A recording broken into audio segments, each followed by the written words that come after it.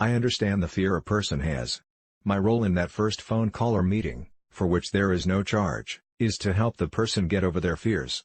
I answer the most important questions the person wants to be answered. I also need to remind them that the answers are by necessity, generic. Once I have their specific information, then I can answer their questions in a way that is specific to their situation. How do I apply for bankruptcy in Canada? The first step in the application process is providing me with detailed information about your specific situation. We get this information by having you complete our initial assessment intake sheet. We call ours the Debt Relief Worksheet. The Debt Relief Worksheet collects the information we need to do a proper initial assessment. The information collected includes basic details such as name, address and marital status, a listing of all your assets and your debts, your employment, your household monthly cash flow/budget, questions whose answers are important to understanding who you are. You can click here to see a copy of our Debt Relief Worksheet. The free assessment. Once I have a fully completed Debt Relief Worksheet, I can then analyze the information and provide you with an assessment designed specifically for you. Normally, when you first submit the information to me, I will have to follow up on questions for you to answer. This is all normal. Once I have the full picture, I can properly assess what bankruptcy will mean for you.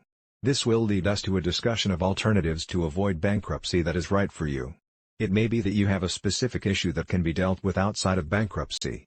Once resolved, the rest of your situation is manageable without resorting to a filing under the Bankruptcy and Insolvency Act, RSC 1985, CB3, BIA. The next possibility is you can't fix things on your own, but you still do not need a licensed insolvency trustee, formerly known as a trustee in bankruptcy, trustee, to do a BIA filing on you. Perhaps with credit counseling, you can get your budget under control and pay down your debts.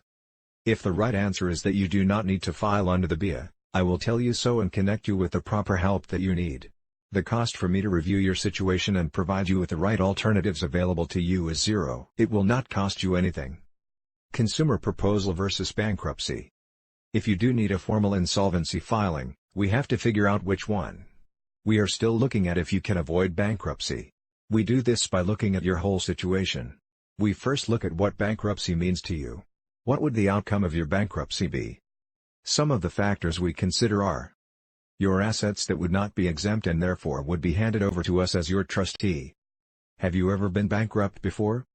Are your debts $250,000 or higher, not including any mortgages or other loans secured by your principal residence?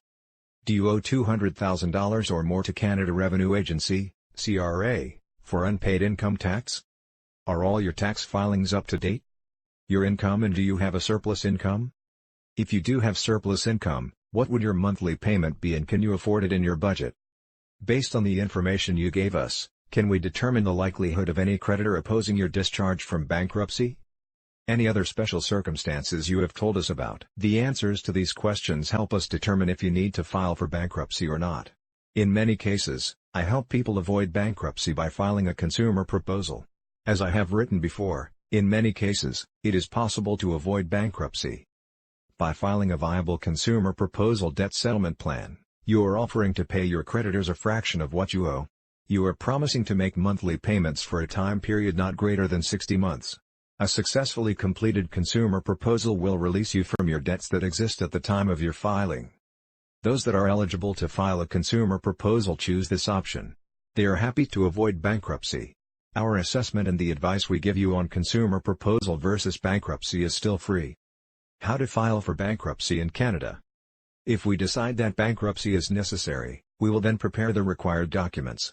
These documents include your sworn statement of affairs and your monthly cash flow budget. The statement of affairs is a document that identifies you, lists your assets with their respective estimated realizable value, indicates which assets are exempt from seizure, if any, lists your creditors by name and amount owing. Part of the filing process is that the insolvent person swears that the document is accurate. This is done in our office as our trustees are also commissioners for taking oaths for the work we do. All of this is done in my office. I then electronically file the sworn statement of affairs and other required documents with the Superintendent of Bankruptcy.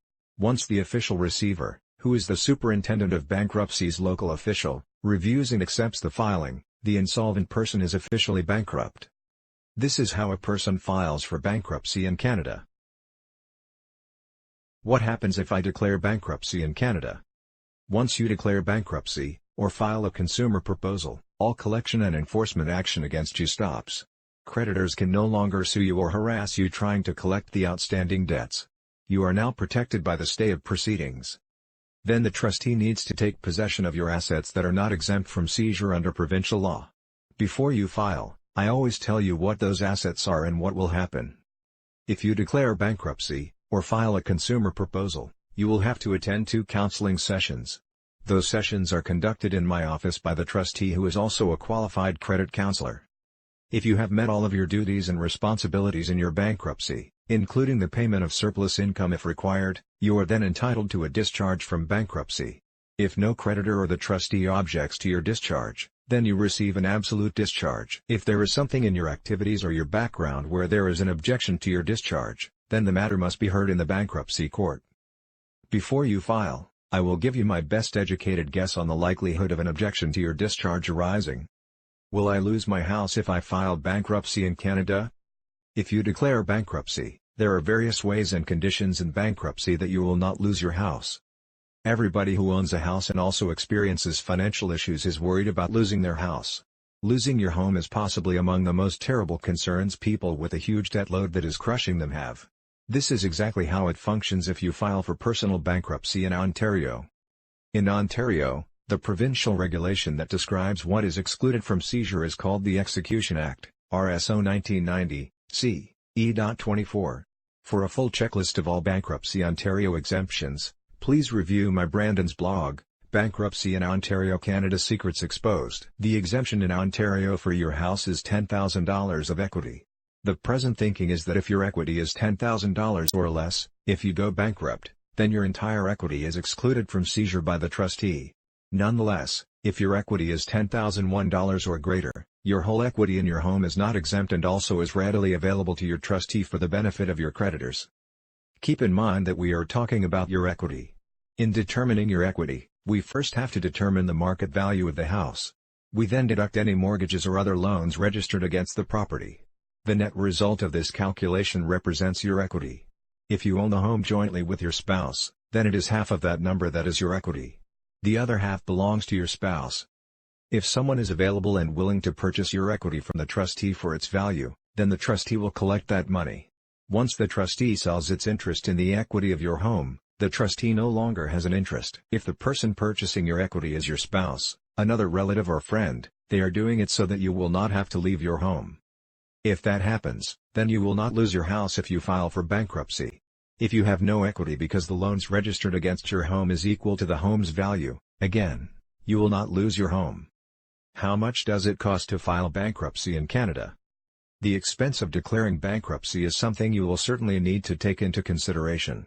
Just how much you will need to pay to go bankrupt relies on a number of variables, including your month-to-month income, what assets you own, the size of your family members, and also whether you have ever been bankrupt in the past. You are required to your surplus income into your estate every month. Surplus income is defined by the federal government. If your household makes over a certain amount every month, you pay a component of your earnings over that base set by the government each year. That base is essentially the poverty line. The surplus income computation is reasonably complicated. I recommend you bring your current pay stubs to your meeting with me to make sure that I can accurately estimate it for you. The fee a trustee is entitled to charge in an ordinary personal bankruptcy must be approved by the court.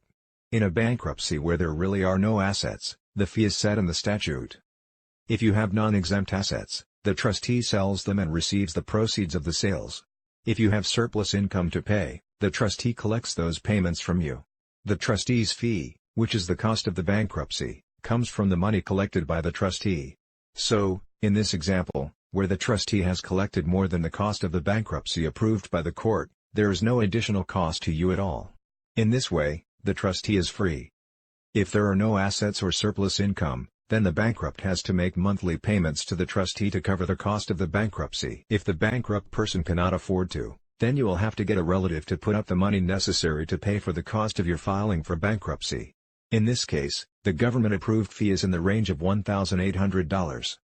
How to file for bankruptcy in Canada summary. I hope this Brandon's blog gives you a good idea of how to file for bankruptcy in Canada. We know that having too much debt is very stressful. The stress placed upon you due to your financial challenges is enormous. We understand your pain points. We look at your entire situation and devise a strategy that is as unique as you and your problems, financial and emotional. The way we deal with your problems and devise a debt settlement plan, we know that we can help you. We know that when you are facing financial problems you need a realistic lifeline. There is no one-solution-fits-all approach with the Ira Smith team. That is why we can develop a debt settlement plan for you as unique as the financial problems and pain you are facing. If any of this sounds familiar to you and you are serious in finding a solution, contact the Ira Smith Trustee and Receiver Incorporated team today. Call us now for a free consultation. We will get you back on the road to a healthy, stress-free life. We will help you to recover from the pain points in your life, starting over, starting now.